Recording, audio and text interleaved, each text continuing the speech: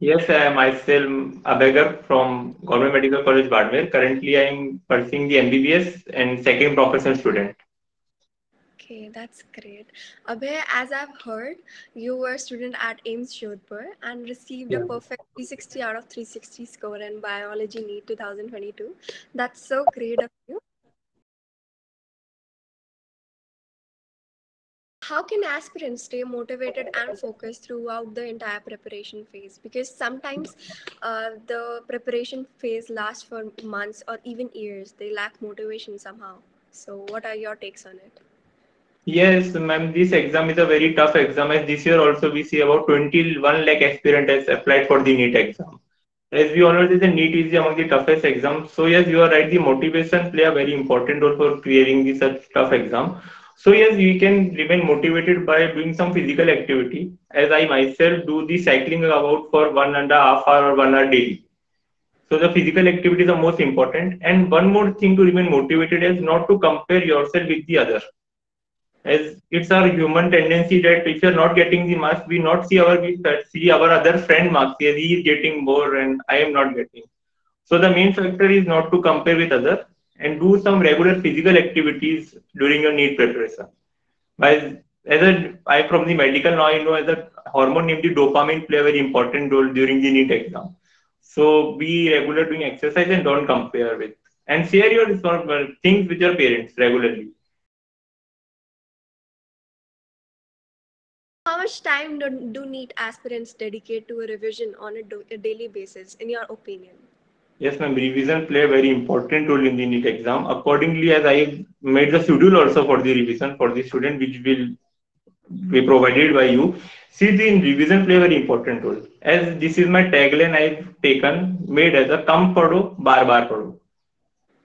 कम पढ़ो लेकिन बार बार पढ़ना है क्योंकि ज्यादा पढ़ने से कुछ होता नहीं रिटेन ही रहती हैं चीजें. Mhm. You should like the कम पढ़ना है बार बार पढ़ना है. As I used to wake up at the 4 a.m. during my whole NEET preparation and revise the biology from the starting as 1 hour, 2 hour biology, and then inorganic and organic chemistry. As revision play a too much important role as ऐसा हो जाना चाहिए कि NEET में अगर question आ रहा है तो वो देखा देखा लगना चाहिए आपको नया नहीं लगना चाहिए क्योंकि मेरे बारे में फुल ऑन फुल है तो उसका एक ही रीजन है मैंने बहुत ज्यादा रिवीजन किया था मतलब मैंने पूरी बायोलॉजी को एक कॉपी में कंसाइज कर दिया था around 96 chapter are there in the whole NEET for physics chemistry and biology I have copied them according to three copies only. Means whole 96 chapter use was syllabus only in the 100 pages. And this is all possible because of continuous revision only. What are some common mistakes that aspirants make during their revision process, and how can they avoid them? Ma'am the common mistake do by the student is the I am बार बार मैं यही repeat कर रहा हूँ कि वो test नहीं देते हैं तो fear of giving test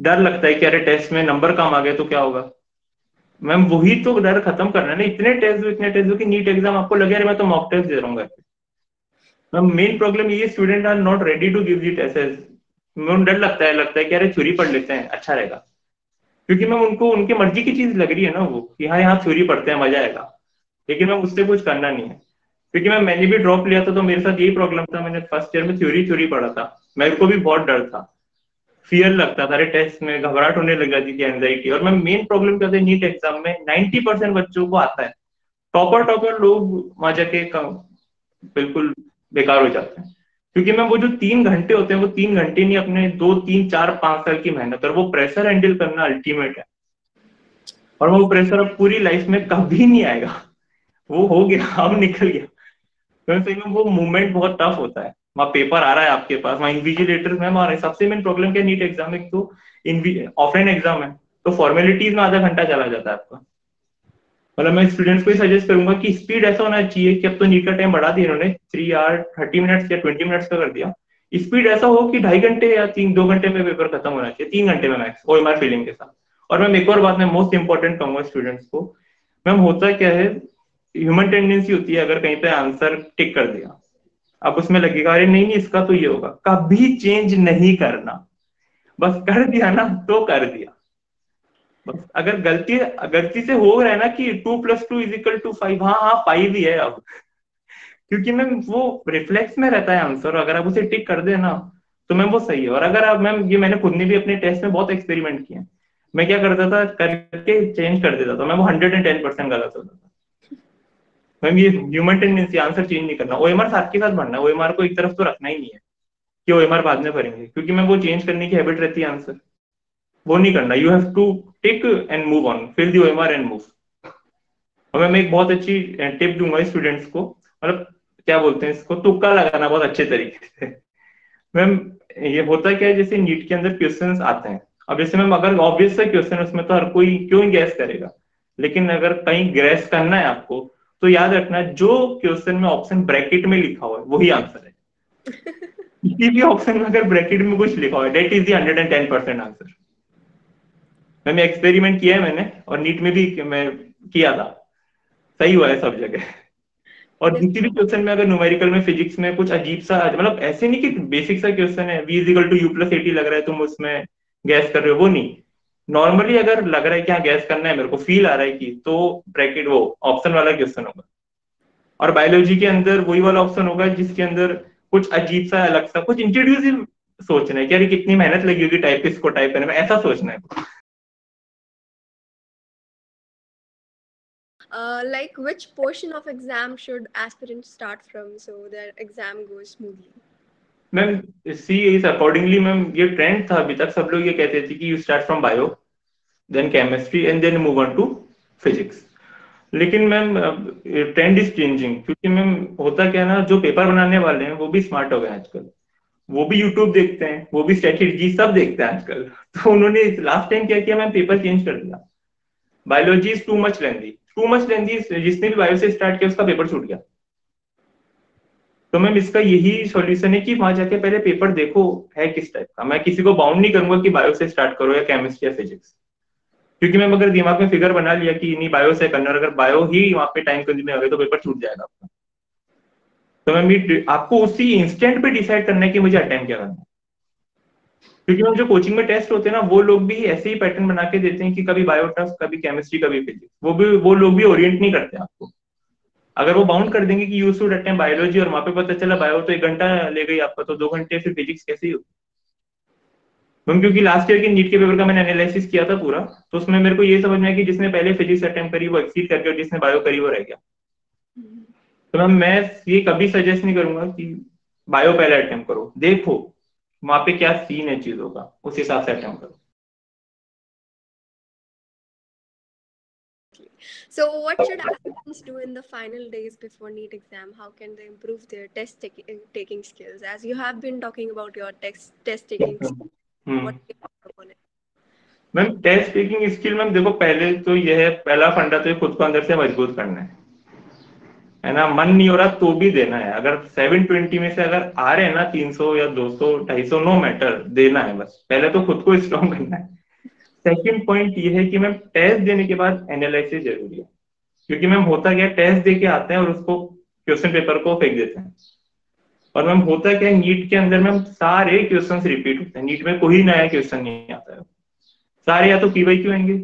ma'am क्योंकि मैं बायोलॉजी में देख रहा था, मुझे सारे क्वेश्चन देखे देखे लग रहे थे पूरे, कि हाँ ये तो देखा हुआ है यहाँ तो, क्योंकि मैम इतनी प्रैक्टिस करी थी ना रिग्रेसली, वो डर खत्म हो चुका था। और मैम एक fear of missing out, FOMO नहीं होना चाहिए कि अरे वो बुक नहीं पढ़ी, अरे वो तो रहेगी, अरे वो फिजिक्स वाला का वो लेक्चर रह गया, अरे वो एलन का पेपर रह गया। मैम ये नहीं होना चाहिए, बस एक ही फंडा है, एमसीक्यू लगाना है और टेस्ट देना है, डर खत्म करना है, रोज के 4 4 3 3 जितने देने दो, एकदम पागल हो जाने की टेस्ट दे देंगे बस। That's great. That's great. So, in which class you started your like preparation for NEET? Ma'am I started during my 11th 12th। 11th में मैं ओरिएंट हो गया था नीट के ऊपर पूरा।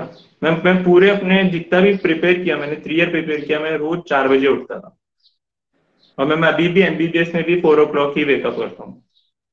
और मैं अपनी बॉडी को ऐसा बनाओ कि सोना 6 घंटे का रूल गलत है, सोना नहीं है 6 घंटे, you have to sleep only 5 hours, और 4 आवर मतलब बॉडी ऐसी हो नीचे आधा घंटा सो के काम चल रहा है।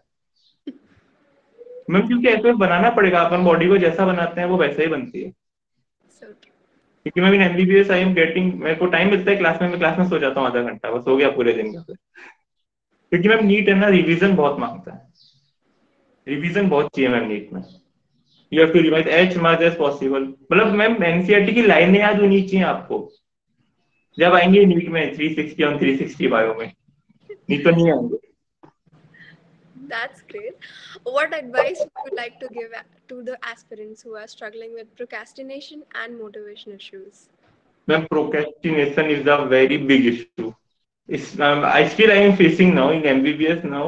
मैं procrastination is a very tough thing. इससे ओवरकम करना तो मैम ह्यूमन टेंडेंसी में है मैम प्रोक्रेस्टिनेशन से, और मैम वो भी पढ़ाई से। बाकी सारा काम हो जाएगा, वेब सीरीज देखनी है देखेंगे, आज आईपीएल का मैच है वो नहीं प्रोक्रेस्टिनेट होगा, लेकिन पढ़ाई जरूर होगी, क्योंकि मैम पढ़ाई में लगता है दिमाग। मैम प्रोक्रेस्टिनेशन का एक ही तरीका है मैम, क्या ही बोलूं, you should connect thing with the reward. Reward working strategy काम करती है कि आज एक चैप्टर कंप्लीट करूंगा तो वो मैच देखूंगा आईपीएल का। मैम रिवॉर्ड से ही वर्क होगी, क्योंकि मैम ह्यूमन टेंडेंसी है, रिवॉर्ड वर्किंग से ही होता था मैम। मैं तो ऐसे करता था कि अच्छा ठीक है, आज आज ये टॉपिक रिवाइज करना है तो क्या रिवॉर्ड देना है, मैंने कहा आज बाहर खाना खा के आएंगे, रिवॉर्ड कंप्लीट, ये चैप्टर कंप्लीट करना है मैम। लेकिन कभी कभी होता था मैं खाना खा के आ जाता था, पढ़ता नहीं था। तो procrastination is a very big ma'am, इसका तो क्या ही बोलूं मैम मैं।